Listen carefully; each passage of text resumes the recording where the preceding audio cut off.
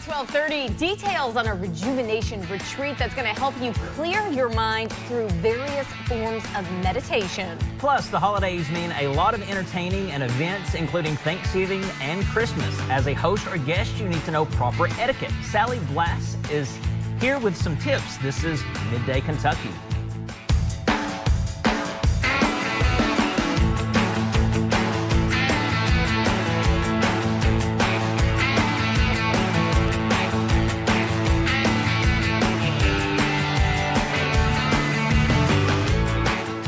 Good afternoon, happy Monday, happy Veterans Day. Thank you for joining us on Midday at 12:30. I'm Amber Freeman. And I'm Adam Banks. Veterans Day, it's a big day out there. Have you done any of the activities going on? I have not, but it is Veterans Day. So let me just say thank you to all of our veterans out there for fighting for our country and allowing us to do things like this, allowing us to come on TV and talk about really whatever we want to do. So thank you very much. Absolutely. Thank you from both of us. I don't know about you, but a lot of us here in America have family members that were in the service. My grandfather's retired, Air Force, Korean War. My mom and her siblings were born all over the world, so they lived that life pretty much to the end. Yeah, that's amazing. Very, very appreciative of them all. My grandfather, both of my grandfathers on both sides, one served in World War II and the other served in Vietnam. Wow. So they know a thing or two about war. They have good stories too, I know, and you say good, and maybe they're not good in a touchy-feely, happy way, but some of the stories I know that he shares sometimes and what they went through in those situations are just unbelievable and just shows the grit of the human spirit. Yes, and if you have relatives still living that was in the war, talk to them because you need to know those stories. It's not going to be, they're not going to be around forever. So while they're still here, get those stories out from them because they're fascinating and you'll never hear anything like that from anyone else. Absolutely. So thank you all so much. Thank you for watching. Did you have a good weekend? I did. I'm actually a little tired. I just got back from Indiana this morning. Spent most of my weekend up there gambling, you know, since we can't do it here in Kentucky. But spent most of it betting on football and basketball. Is that a tiresome activity? It wears you emotionally out, especially when you got 4 or 5 games going all at once. Man, oh man. And my Cats lost this weekend. They did. I was at that game, and I was wearing blue. There was no orange that night. Oh, that's perfect. So it actually turned out, I was a little worried about the game all week because I saw the temperatures, and everybody knows it's Wimp Central. But went and had a great time. Unfortunately, they lost. But went to, Friday night, I went to a musical youth theater up in Georgetown. They were fabulous.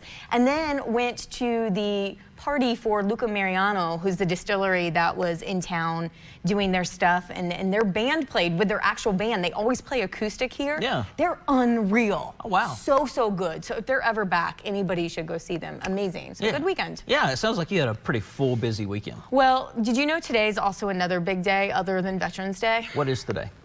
Today, November 11th, 1111. It's also known as Singles Day. It's a 24-hour shopping frenzy. It's not exactly what you think.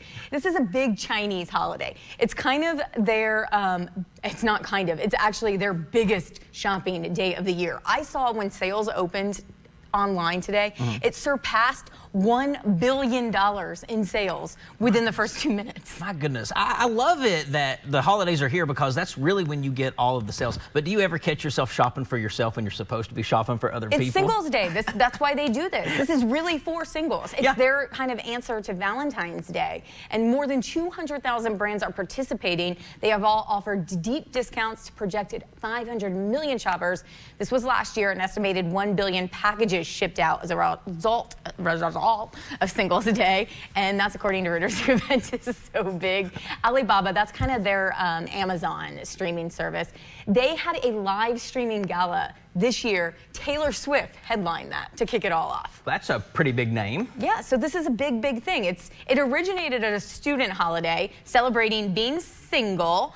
And it sort of was a counterbalance, you know, as we said, to Valentine's Day, and then turned into a big shopping deal. I like that. Yes, yeah. So they are offering products for people who are single, so they're tailoring it for the single people. No, not necessarily. Oh, okay. It's kind of like a Black Friday sale. It's hey, go on there and go shop. Yes. Isn't that the way sometimes some people eat their feelings, sometimes put their credit card out? So I guess this is your option and you can do it without guilt. Yeah, absolutely. And like I said, I'm always intending to shop for other people, but I end up finding good deals for myself. I'm like, I think I would look good in that. Or I think I would like to have that, or I could use that. Adam, do you really want me to say what I'm thinking right No, now? you're probably going to say it might be why you're single. Yes, I knew that's why you were going to say that. No, I'm single because I choose to be. All right, well, Yes. there you go. So it is a big day. Big show. We have a lot of fun on the show today. Of course, we're going to learn some manners with Sally Plass, and then we're going to do some seated meditation. I can't wait for this with Dr. Melissa Carver. Stay with us. Midday will be right back.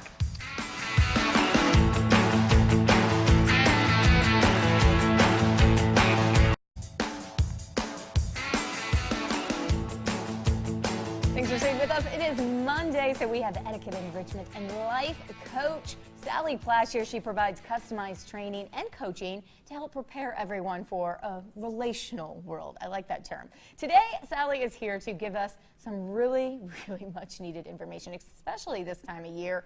The top 10 tips on proper holiday etiquette. Sally, thank you so much for being here. Oh, I'm so happy to be here. I'm always willing to share my good advice. And you do. You already schooled me in the tease of the noon show. But, you know, as we head into the holidays, we're invited to people's houses a lot of times, whether it's for dinner, whether it's just to get together. Right from the get-go, we can make or break our appearance at this person's house, right? Which is scary. Yes, absolutely. Okay, so after you receive your invitation, one of the most important things is that you RSVP to that invitation. That means you respond to it. But also, when you're going to the event that you've been invited to, it's always so nice to take some kind of a hostess gift.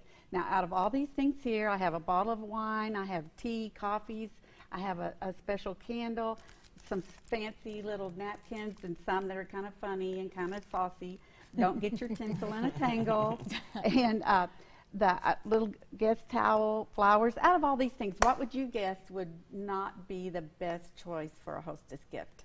Not be the best? Yes. Well, I mean, I went right to the wine first. I would say that's the best, but is that a trick and that's not the best gift to give?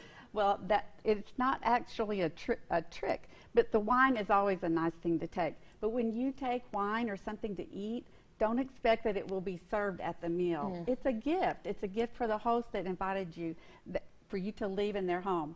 Now, one of the things that I'm always noticing is that a lot of times people like fresh flowers for their event. Yes. But if you are the one who brings the flowers as the hostess gift and it's in a bundle like this, then that hostess or host has to go and find a vase. They have to arrange them and trim them, whatever.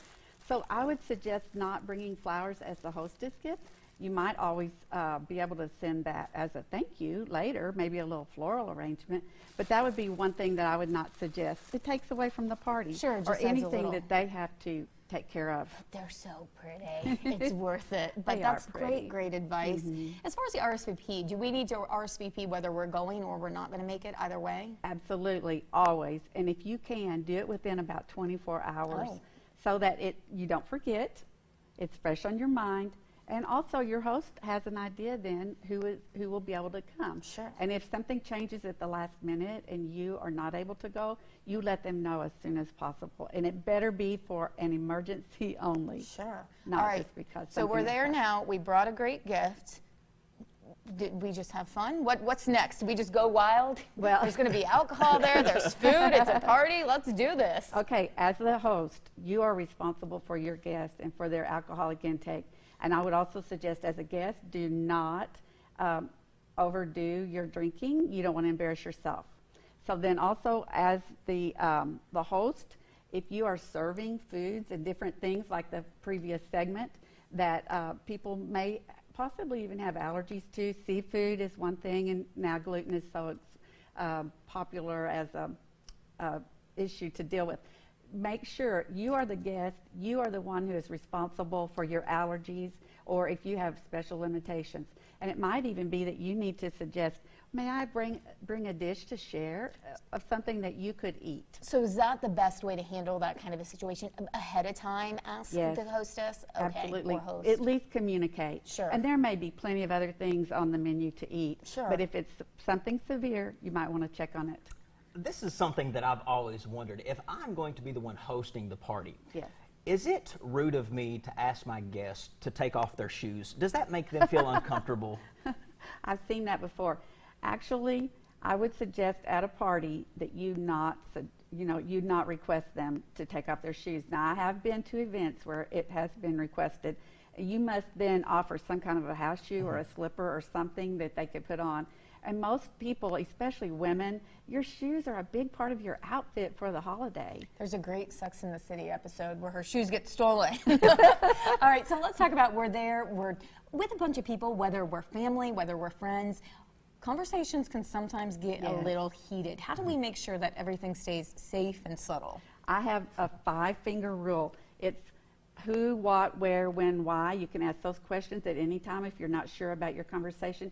Avoid anything that's controversial. Sex, politics, maybe even religion. If you can. The party is a time for fun and festivity.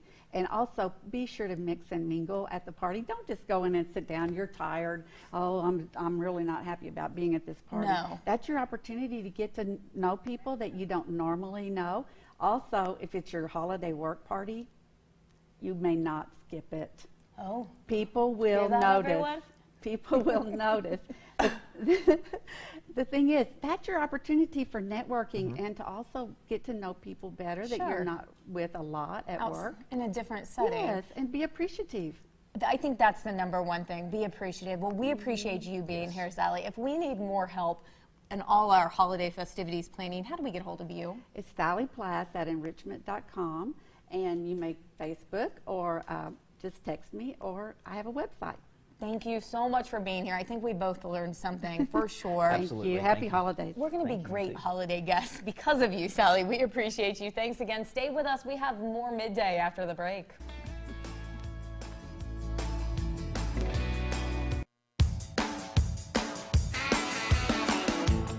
Thanks for staying with us. We are not only sitting on the floor. Today we are meditating with Dr. Melissa Carver. She is back and we are so glad. Thank you so much for being here. Thank you for having me. Okay, I've already decided that I feel like we need to sit on these for every segment of our show. Tell us about meditating and why it's important to be comfortable and all that good fun stuff. Well, if you're not comfortable, then your mind is going to focus on how uncomfortable you are. So we don't want that at all. We want to be super cozy. That's why I have on my poncho today.